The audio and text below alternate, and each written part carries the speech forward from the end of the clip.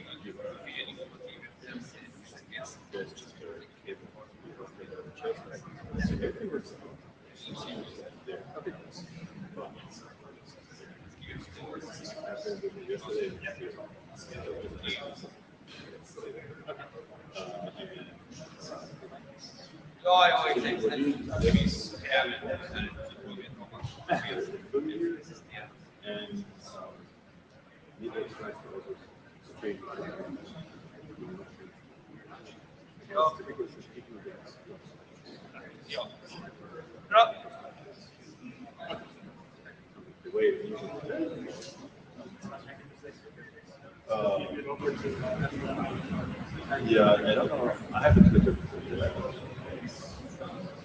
Twitter, and there's with Mike. Yeah, I think it's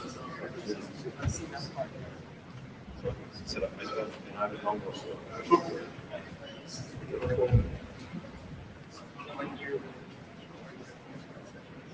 We normally chat.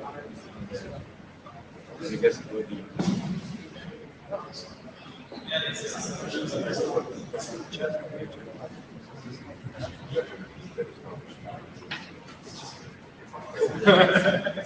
It was a better start where you're tired. Yeah,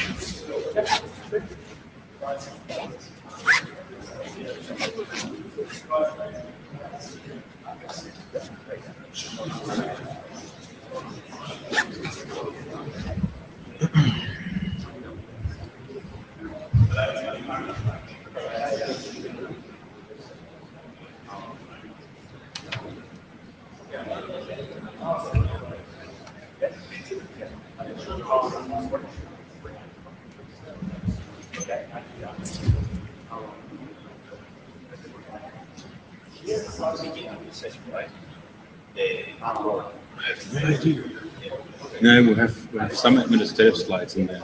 It's pretty much in the beginning.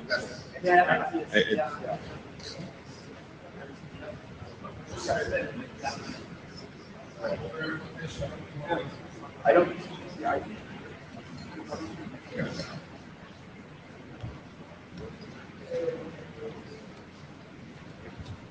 Yeah. Who's Spencer? Yeah. Well, no.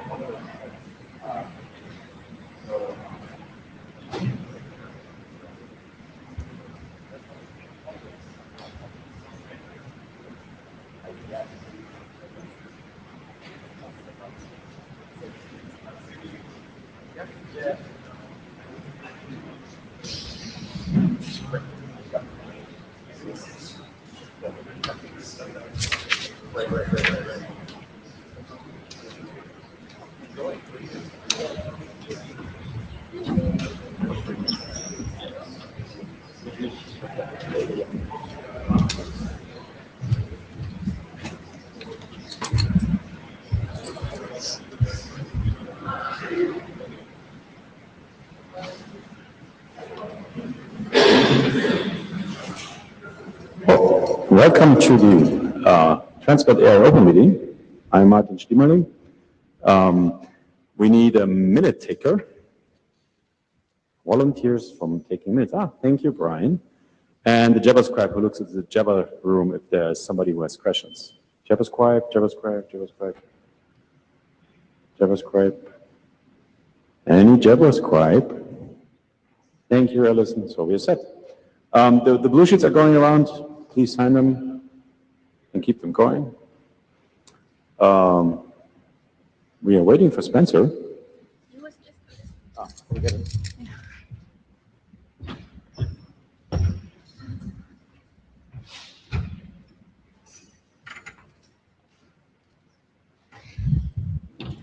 So while we are waiting for Spencer who has to come, it's better. That's the note well. Use the chance to read it again if you haven't done so already.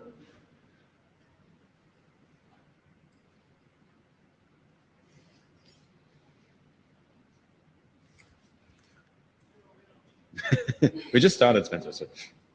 Well, time for reading the note well. So the agenda for today, it's pretty full, at least on this slide. Note well be done, blue sheets is done, JavaScript done. We have a minute taker. That's the agenda. It's time to bash the agenda. We talk the first 15 minutes about administrative issues out of the area. There's nothing really hilarious to be mentioned. Then we have a small BOF announcement from Gonzalo about the court BOF. He doesn't have prepared any slide, which is a pity. And then we have a talk from Felipe about rekindling network protocol innovation with user level stacks. And at the end, we're going to use the remaining time to discuss open issues on current and future hot topics in transport. And the intention there is to see if we in transport actually covering everything we should be covering in terms of transport protocols, signaling protocols, whatever. If you have specific ideas, you are free to get to the open mic at the end and express your opinion. Do you think something is missing? Okay, then we can close bashing the agenda.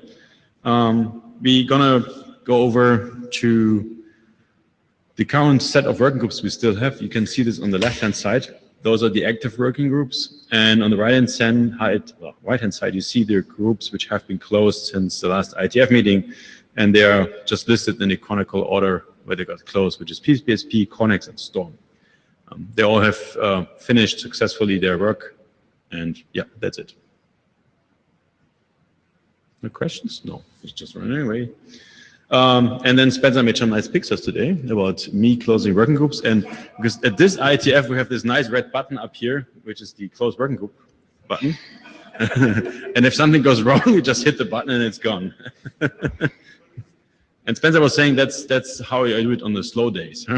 So, okay, good. Then we probably, you might know, you might not know, we had an area secretary, which was Linda Dunbar. She helped us in the past in running those area meetings and getting slides together, asking for the minute takers and so. And she's stepping down as area secretary. And the main reason is we have since the last meeting or the meeting before a so-called triage team, which is Alison Menking and Wes Eddy, who are actually helping the transport ADs and running a bit reviews and so. And we just said that this task is being merged into the triage team. Thank you, Linda, for being our secretary. I know she's not here. He's not here. No. Okay. Thank you. Yeah. Right. Then I'm not sure if we announced this last time already. We talked about this. So we have now a new transport and services area review team, TSVAREA, which is replacing the old transport area directorate. And right now it has like a fixed number of 13 members. So it's not me anymore, but the future ADs, which is Mirja and Spencer, might consider of growing or shrinking it. You can see the list of people who is currently on the area of a team. Thank you for volunteering, and let's see how it works out. So then that's probably something Spencer should be talking about. That's Spencer's problem. So my position is being reviewed by this year's NOMCOM. The 2015 position description is at the link on the slides. Please check to see if the current description matches your understanding. We made changes the last couple of years. We have observed that the current description worked at least once. Welcome, Mirjad. Like I say, we think we have a pretty good description. We are interested in what people think, and please send comments to the TSV area list. Please start considering whether you can accept a nomination for Transport Area Director now. It is the second year of my second term, and we all know what that means.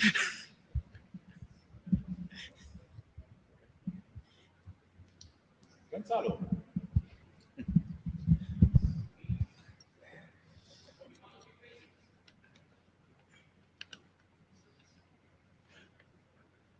Yeah, your turn. Okay, I've been asked to give a brief heads up on Accord. I gave a similar one in TSVWG. How many of you were there? Okay, good. I expected. See, it was worth doing it twice. Yeah. Spencer was right. Actually, I mean, I thought the overlap was going to be much bigger. Anyway, so this is about the Accord BOF, and let me give you basically the same heads up that I've been giving during the week. The origin of this BOF was that basically operators started seeing a lot of encrypted traffic on the internet, and in particular on radio networks. The reasons for that, they are, manifold, but in part is the IETF actually recommending that protocols by default, they use security, and that encryption is used all the time. So the problem is like some of the techniques that they use to do radio management or management of traffic over the radio networks, they actually rely on having access to unencrypted traffic. So when the amount of traffic that is encrypted is really high, they cannot use those techniques any longer. As a consequence, actually, GSMA, which is the Association of Mobile Operators, they held a workshop with the IAB. It was called MARNU. And basically, they were discussing, how to look at the problem. They were actually checking specifically, not just so much the architectures like 3GPP, but more like what is actually deployed and what is actually in use. And actually, I would suggest that you go and read the report because it was just coming up last week, I think. And that will give you an idea of all these discussions. Those discussions were basically, scoped in a smaller group because it was an IAB workshop. And this is an IETF BOF, so the scope is much bigger.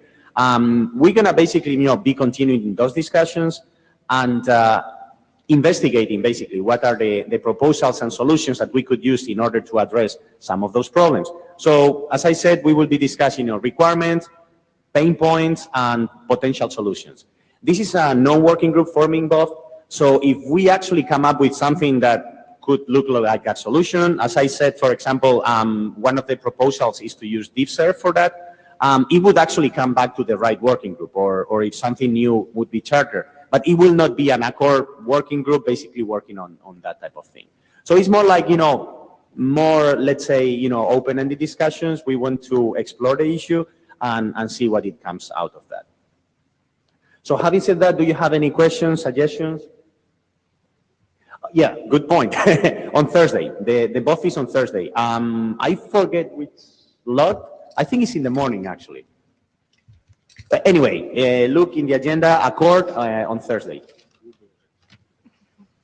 Could have put it on the slide. Yeah, morning session.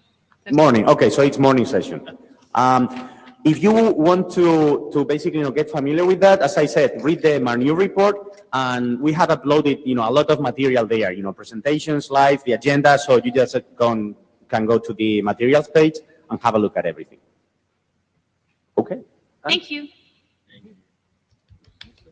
Yeah, Philippe, you can come to the front.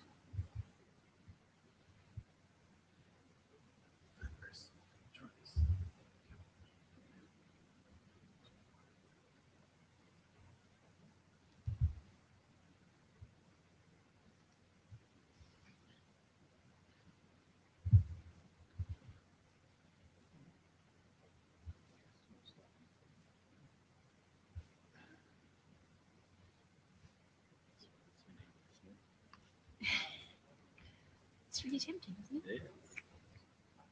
Warte, da muss ich mal kurz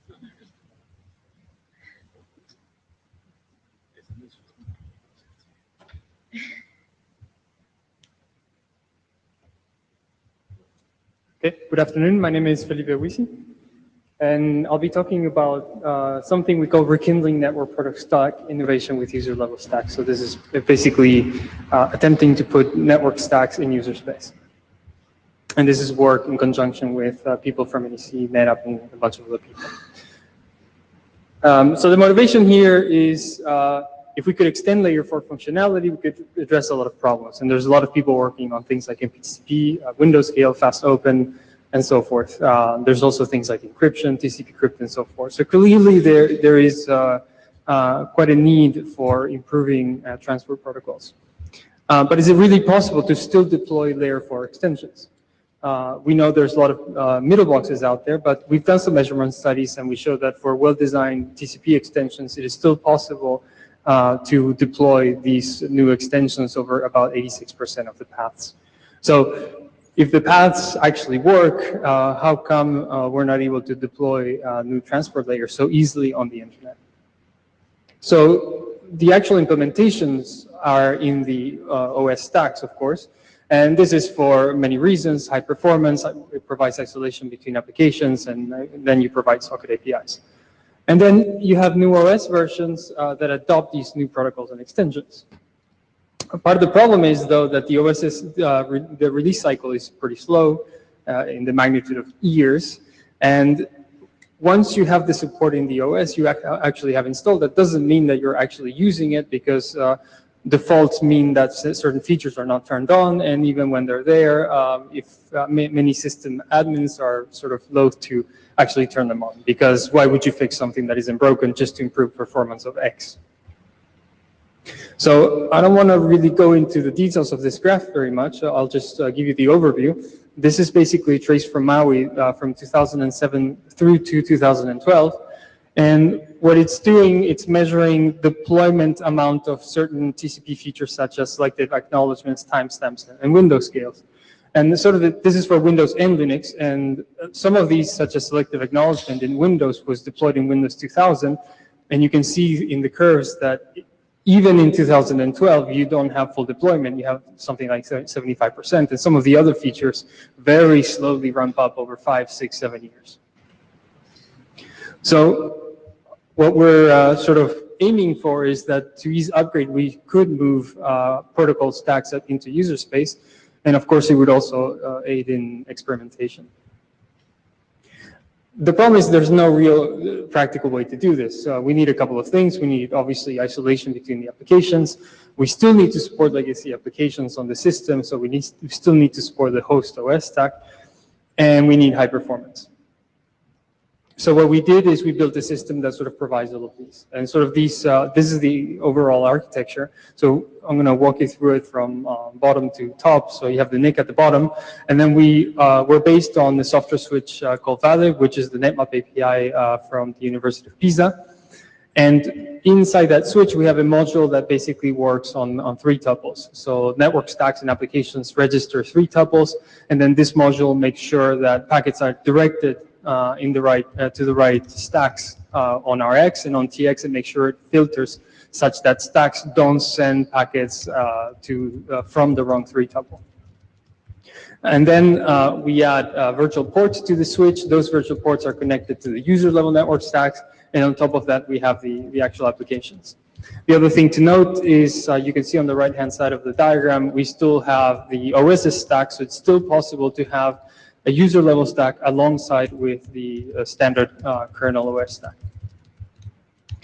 So the features of this are, of course, we support multiple stacks. We provide namespace isolation through the standard 3-tuple. We have very high performance, and I'll show some graphs in a minute. And we run both on FreeBSD and Linux, and it's open source, and I'll give you the link later on. Okay, so to give you some performance numbers, the first thing we did is measure just raw TX with UDP packets. What we have in this diagram is the experimental setup, so this is TX. So at the very top, we implemented essentially, it's not really a stack, it's just UDP. And on top of that, we implement a packet generator, right? That sends packets as fast as possible.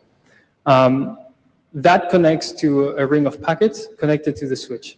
And what we can do is we can create multiple of these rings, and these rings each can be assigned to a different CPU core. So we can scale the performance of this with multiple CPU cores. These packets then go down to the actual kernel module, and so the switch, and the kernel module will make sure that if that package and application said I will send out of port 34, make sure that that's actually the case. So the application needs to register, make sure the port is free, the OS agrees that it is, and then it'll send packets, and the module will check that it keeps up with the registration it did. And then it goes out to the NIC. Okay? So that's the basic setup, and that's those are the results. So it's UDP, so we can do different packet sizes. And what this is showing is that for any packet size 128 and bigger, we can saturate 10 gig line rate with a single CPU core.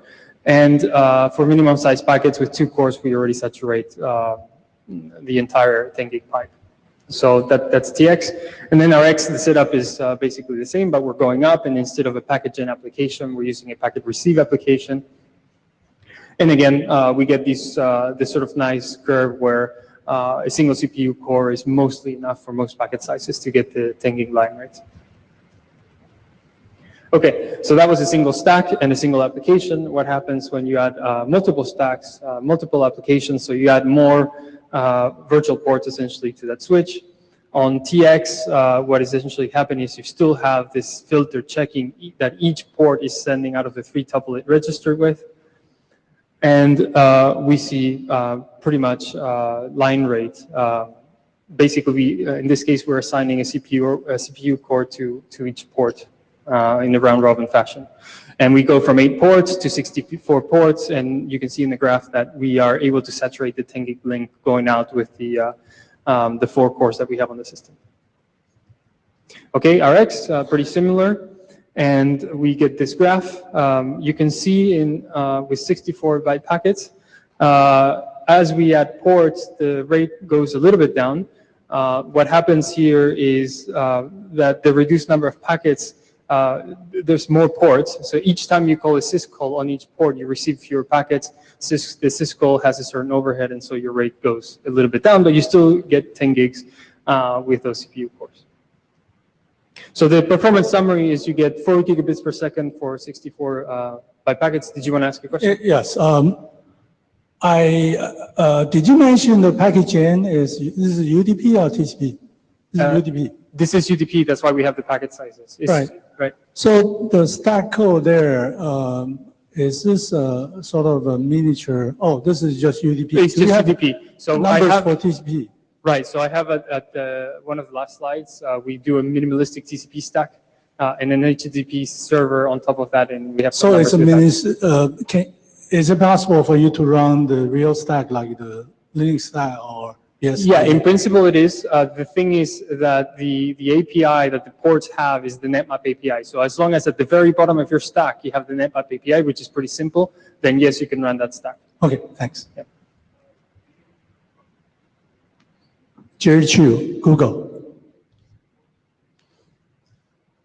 Okay, so yeah, the summary.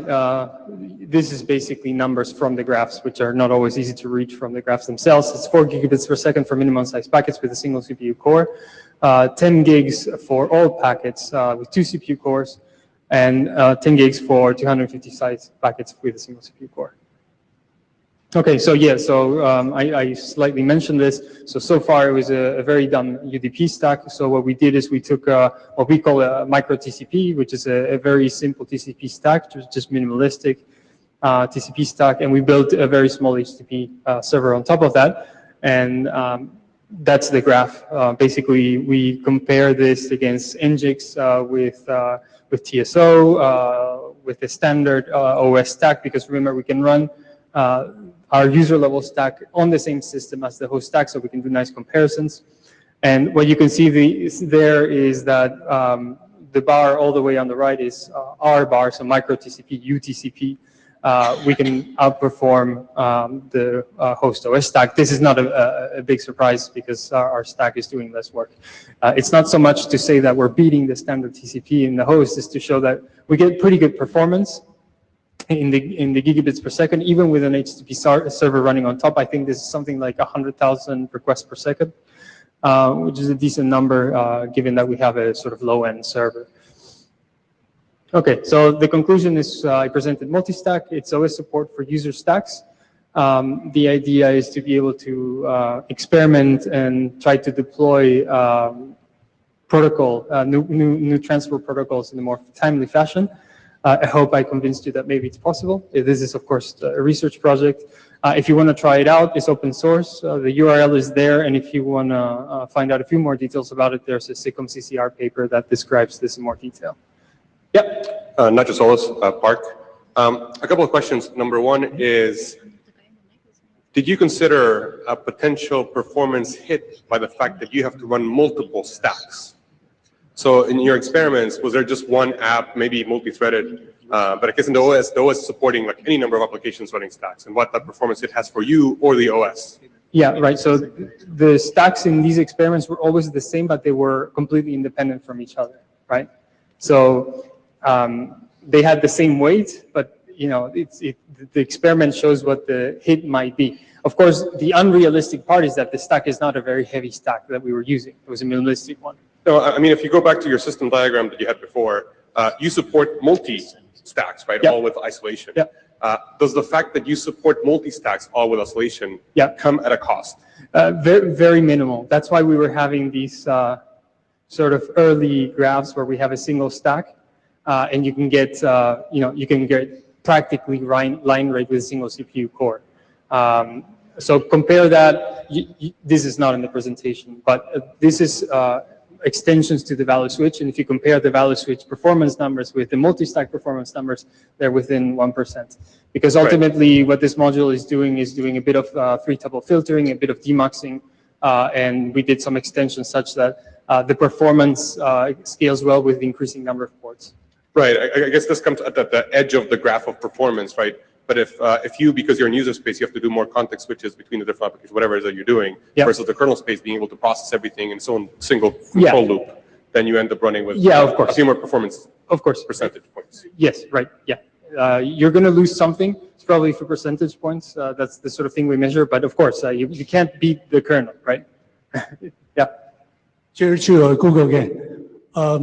So the multiple instance of stacks, actually, we think it's a feature, not a bug. Actually, you got a lot of advantage, like isolation, resource accounting, and also the better cache locality.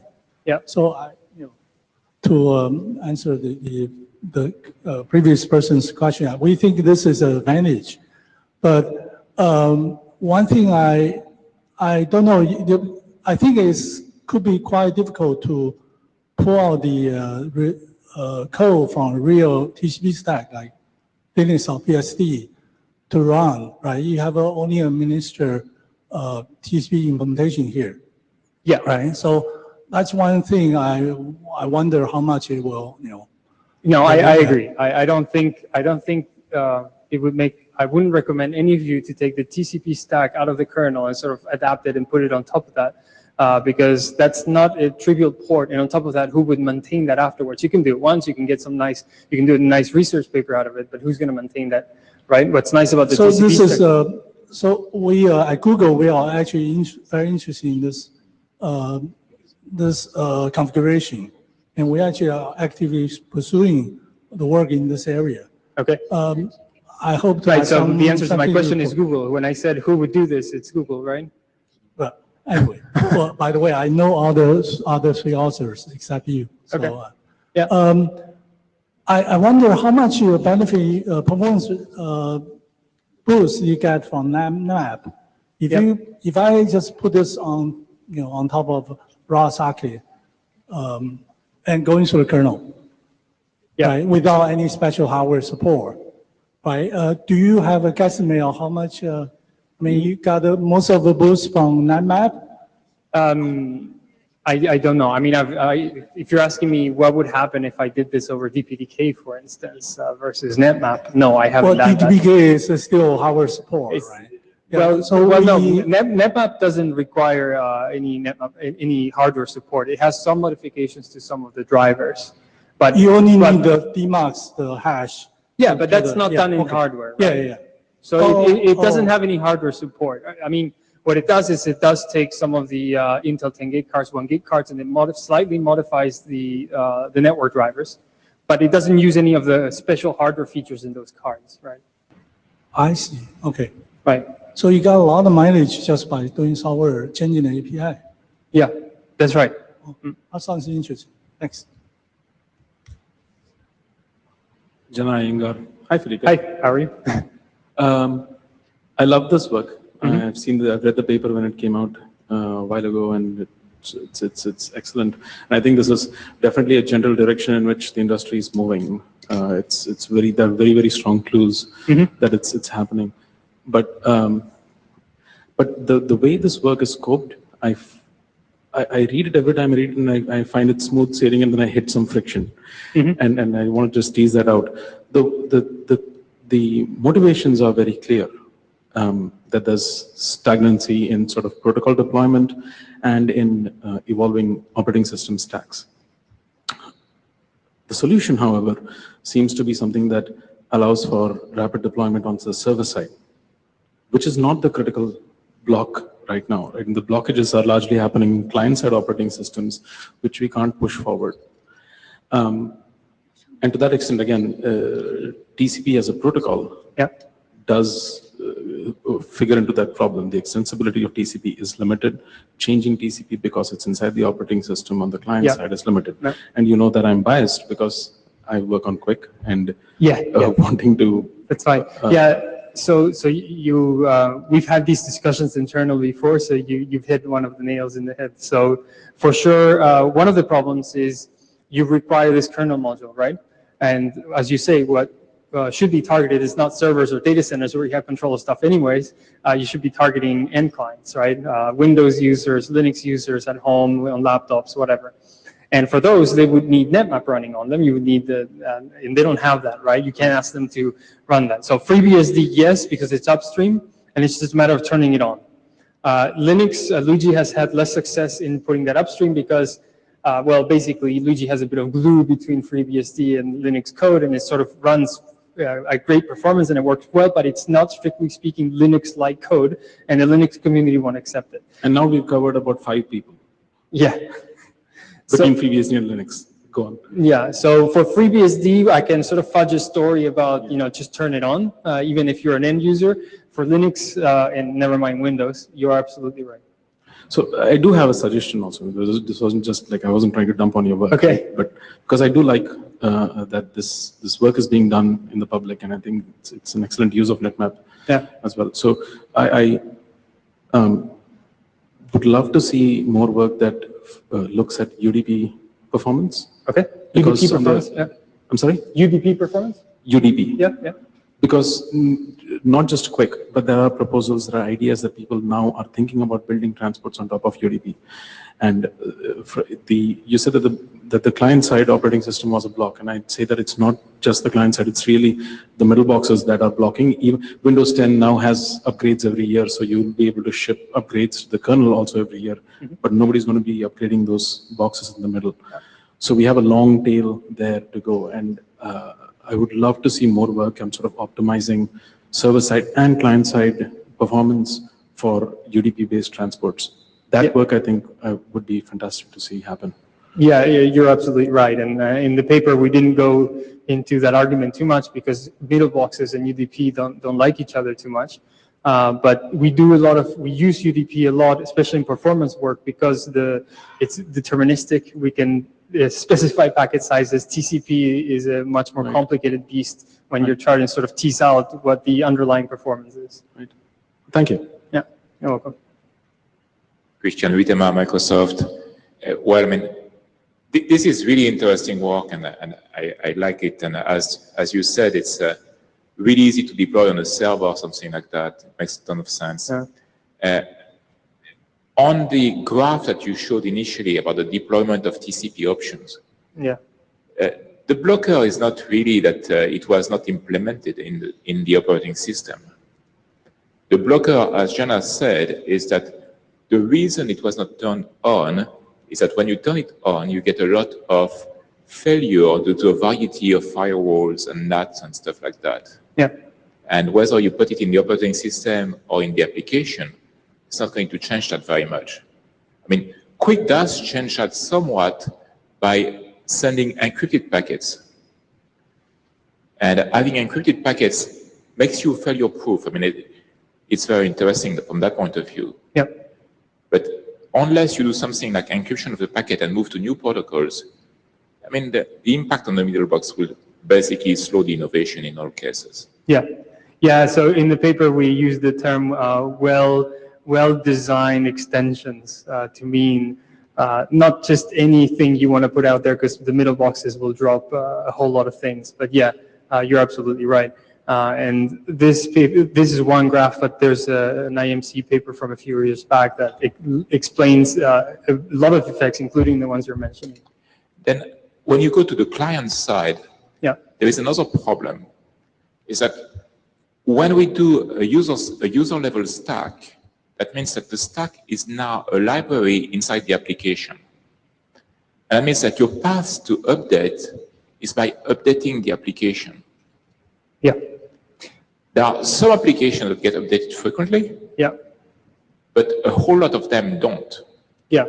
Yeah, so part of the work that wasn't here was to use sort of fast APIs, EPOS, things like that, and put a sort of glue in between such that you have to change the application only once. But then you tell me you still have to change the application, and absolutely, it's an open problem. Yeah. So yeah, that's kind of an avenue for research, because you have this tension. I mean, the good point about changing the operating system is that you update all the old application in one fell swoop. Yeah. And so it's. I completely agree. I don't know if it would be possible to create an automated tool that, because ultimately the application, you only need to change small bits of it, sort of the bottom layers of the network calls. I don't know if it would be able to automate the modification of that, changing the code such that you can modify to apply to, in this case, the NetMap API or some sort of high-speed API. I think, well, you would need the source code. That will become the next problem, but I think you could probably automate parts of that adaptation layer. Well, we kind of see that with OpenSSL right now. Mm-hmm. You have a bunch of applications ship OpenSSL inside the application. And when you have a bug in OpenSSL, you get to update all of those. So it's kind of the same thing. Yeah, I understand. Fair enough. Nacho Souls Park. There's kind of this funny tussle that we're presenting, at least it's funny to me, for the group as a whole. Right now, you're describing having this user space stack, which I'm 100% in favor of. At least these questions like Christian was mentioning on having potentially the stack built into your application and maybe not being able to upgrade or whatnot. But basically what you're doing is you're defining a type of API underneath you. That in your case, you're pushing NetMap or whatever you're pushing, or somebody might be pushing DPDK, right, or whatever it is. And you might imagine having some library that goes into the OS, sees if it has support for NetMap or DPDK or something, instantiates its own stack and uses that to communicate.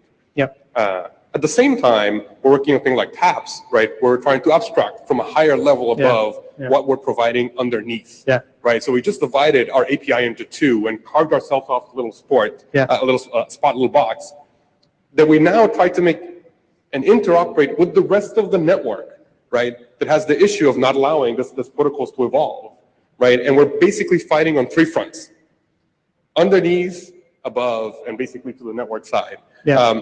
Which I don't know, it's a funny tussle that we're trying to fight against, which does present for the community a good opportunity, but a big fight, right? Because everybody in different layers has their own interested things that point towards. Yeah, absolutely. It's completely a tussle. I mean, the stuff we work on is only on two of those fronts, which is either compatibility with Sockets API or high performance with some other packet IO framework such as DPDK and NetMap, and pick one. What do you want? Do you want compatibility or you want speed? Take a pick.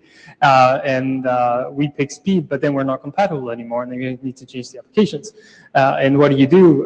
That's why I was suggesting maybe you can do you can do an abstraction layer. That was one of the things I was suggesting, which is what you're working on. And then, but then people have to comply with that abstraction layer, but it's already better than our approach in terms of compatibility. But maybe you sacrifice a little bit of performance. Maybe you don't. Who knows? I think performance at the OS side will be okay. I mean, the client side is not going to have that issue, right? And the server, you can optimize the hell out of it, right. Whether it was custom hardware or software. But it is an interesting tussle, and you're basically providing, in your case, weapons, right? Yep. So we can fight and actually now have a way to start deploying and figuring it out. And in the case of Google Space, right, they have their own controlling both sides to try to figure out in the middle. But it is very, very interesting. So I'm highly in favor, and I think you should continue doing the work, and maybe some of us will join on the different sides of this tussle. Thank you. Janai Engar again. So I said something earlier that I recommend that you look at UDP performance. I wanted to ask you if you actually had a more specific recommendation. Have you looked at the difference so with NetMap and with the stack, have you actually looked at performance over UDP versus TCP and how different they are? And actually, with respect to one thing, I'm assuming you're using some sort of TSO style offload. For some of the TCP ones, yes. Yes. At the end of the presentation, but all the other base tests are UDP. Yeah. Okay. Right. So what I can tell you is not in this work, but some of the other stuff that we build high-speed virtualized content caches, and we still use the NetMap API for those. And yes, you must absolutely turn TSO on, otherwise you're gonna die. So in the interest of thinking about evolving protocols on UDP, that is a limitation that still stands. Yeah. Right? So there's scope there for work that needs to be done in terms of figuring out how to reduce that cost. When you're doing offload, how can you get something that's equivalent to TSO for generic UDP-based transports? Yeah, I completely. Yeah, I agree. Thanks. Hi, Brian Trammell. I think I've already actually told you like a year ago when you were working on the paper that I like this work. I still like the work. So I wanted to go back to one thing you said about sort of like UDP versus TCP middle box interference. It's actually way more complicated than that. I'd like to tell you to go grab your favorite time machine and come back to the MapRG session yesterday. Because we're doing some sort of active measurement on trying to tease this out, and it's actually a lot more complicated. UDP and TCP are broken in different ways by middle boxes in the internet. A second thing that I wanted to say, there's currently some work going on in the Stack Evolution program. It's basically, I guess to go back to Nacho, we're another group of people who are going to use the weapons you're providing us in a slightly different way. Okay. So I'd encourage you to actually take a look at that to continue working on this work, and we'll be in touch. Okay. So, thanks. Yeah, thanks a lot. Yeah, and on the first statement, I tried to summarize a 12-page IMC paper about middle boxes in one sentence, and I think I failed. Yeah, I think the sentence I was is it's complicated. Yeah, it's really complicated. I agree. Thank you very much. Thanks.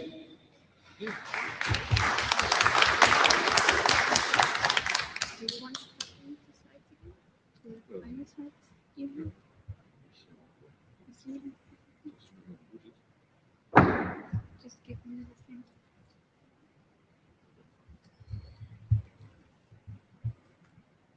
You want to say something on this slide? I mean, do you want to say something or should I say something?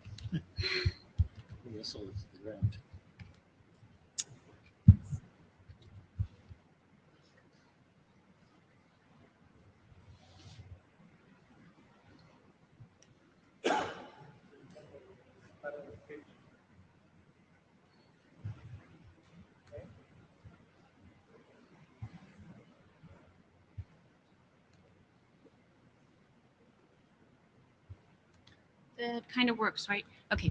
So we have another about, I guess, 40 minutes to talk about current and future hot topics in TSV. And what we like you guys to do is to think about, what's the hot topics you've been talking about to others in the hallways or in site meetings, and let the larger community know, or what's the hot topics you would like to discuss in the IETF in future? What do you think is missing, from outside that should be discussed in the IETF? Also, we were hoping that there are maybe a couple of people in this meeting who are not usually only active in the transport area, but also in other areas. So if you think you've seen something over the last 2 days, basically, in a different area that can be interesting to the transport area, please let us know. Please come to Mike and let us know. Or if you have seen something in a completely different forum, in a conference or in another standardization organization, which is interesting for transport, come to the mic and let us know.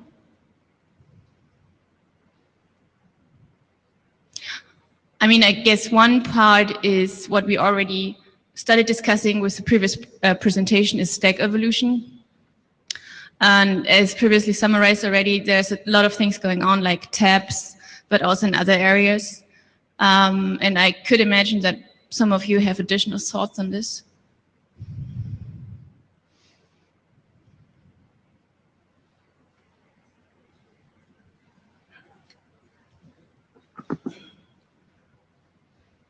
Hi, I'm Al Morton. I'm going to bring up a topic which all I had to do was mention at a workshop last year, and Randy Bush came to another microphone and yelled rat hole. So it's speed measurement. And I think that there's certainly an interaction between what is being developed for the future of transport and what we will ultimately measure for speed. I think we can figure out how to measure the speed of IP packet transfer. But the minute you go anywhere above that and start to have significance for user applications, it's a very complicated problem. We've been working on this for a while.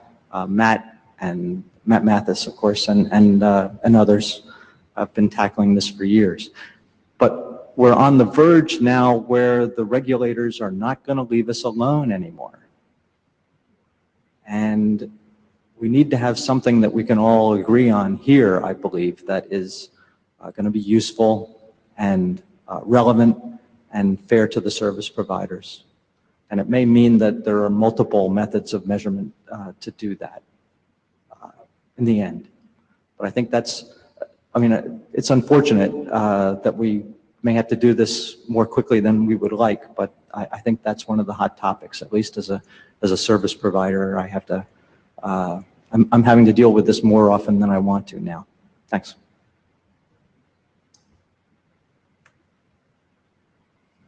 Christian Wiedemann from Microsoft. You're asking what kind of interesting stuff we could do, what's popping that is new. At a high level, what is very new is not new, but it's a new focus. It's the focus on latency. A lot of the work that was done in transport historically has been on the fair sharing of resource and achieving a fair sharing of bandwidth in particular.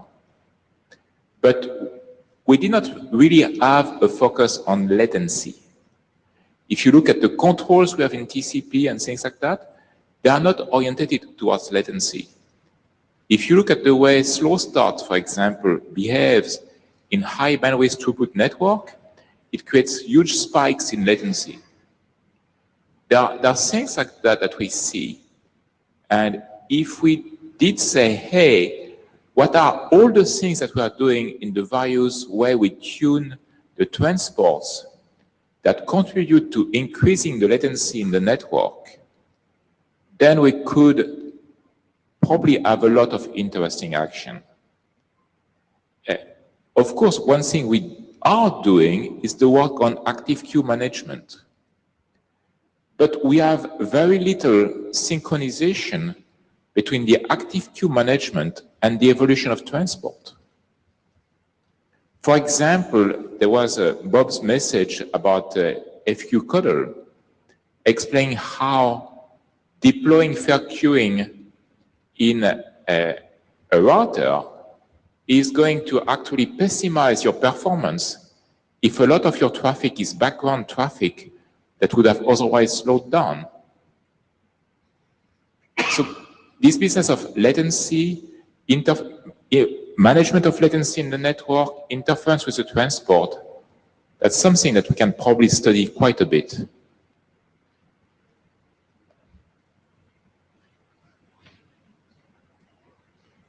Hi, Brian Trammell. Mainly I got up here because I wanted to yell rat hole at Al.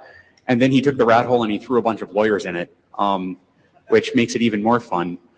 And then Christian said something about latency. And then I remembered there was this workshop that ISOC did a few years ago about sort of like reducing internet latency. I think it was ISOC and Wright put this together. It was in some dreadful hotel in London that was different than the dreadful hotel in London that we were in for the IETF.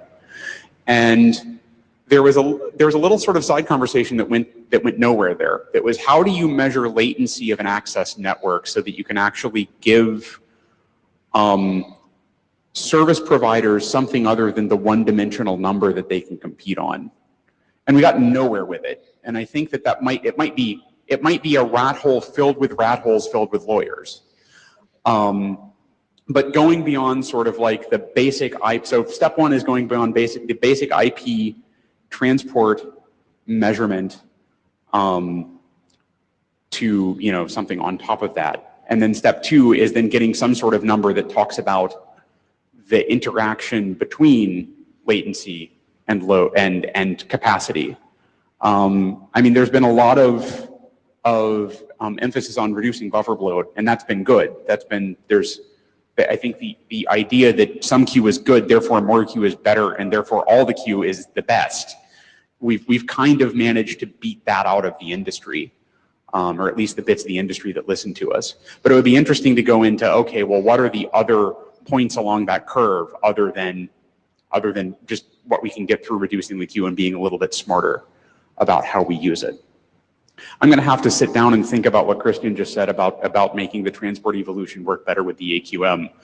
But I will note that there's a lot of things that we're thinking about sort of in the SPUD work. For those of you who are interested in it, we just did some new documents. We posted the links to those to the SPUD and the Stacking the Discuss lists yesterday, where we're talking about sort of knobs that you can put on the traffic that are essentially like the traffic expressing its preferences about the AQM thresholds it would like to see. So we're at the very beginning of that, but I don't think we have anything like, I don't even have consensus with myself as to whether or not the stuff we're thinking about there is correct. But I think that might be an interesting thing to dig into a little bit deeper. So before you run away, I just thought when you said we had this latency workshop a while ago, a couple of years ago, we should actually go back and look at the report and see because we listed to-dos at that point of time. And like one to-do was, for example, supporting ECN support. Yep. Another one was AQM. I think this was like the starting point of the AQM working group. And there were other to-dos. So we should probably have a look at it. And maybe you just want to post a link to the report on the mailing list. If I can find it, and then if I can make sure that there aren't to-dos that are still pending that I said I would do.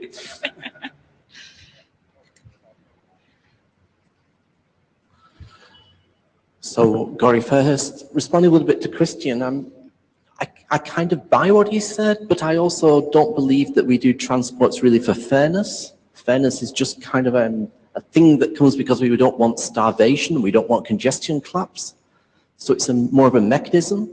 And the in FQ Cuddle is flow queuing, the idea being that we don't provide starvation. And I think these things are so important. And one of the things we seem to be missing is combining things like diffserv and AQM with ECN and putting this together as a package to try and solve some of the problems we're seeing other people propose much more exotic solutions for.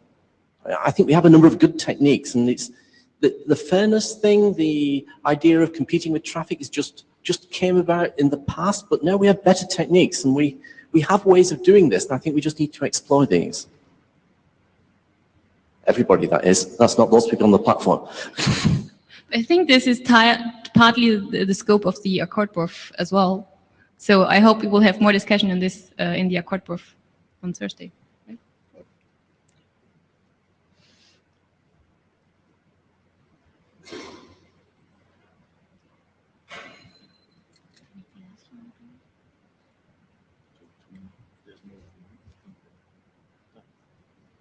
Yeah, let me give it another try. I would super curious to hear if people think they have seen in a non-transport working group something super interesting. People should, let's make a show hands. Who has visited a non-transport working group in the last 2 days? And BOFs don't count. Okay, not too many. Okay, we need to bring more other people in this meeting. Okay. So last chance to go to the mic. 3, 2, 1. So then we're done. Thank you very much.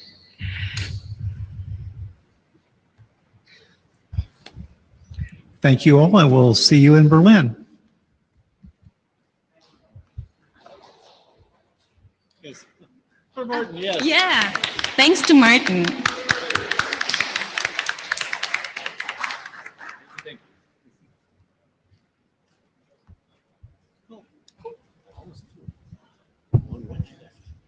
Right. Yeah, 20.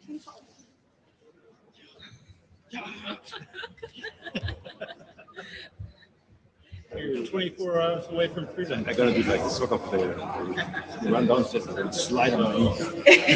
I want to see that. Bring a camera. Oh, my poor knees. Call your wife and say you have to pick him up at the airport. Yeah.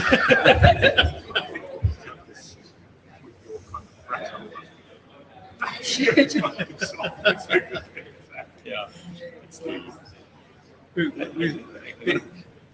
I'm going to propose at the next meeting that this is not the mute button, the mute button should be yellow.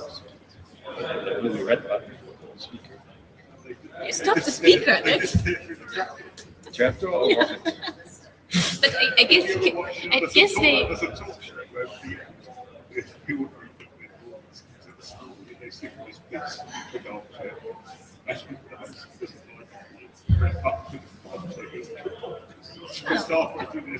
This really was the presenter. Well, I mean,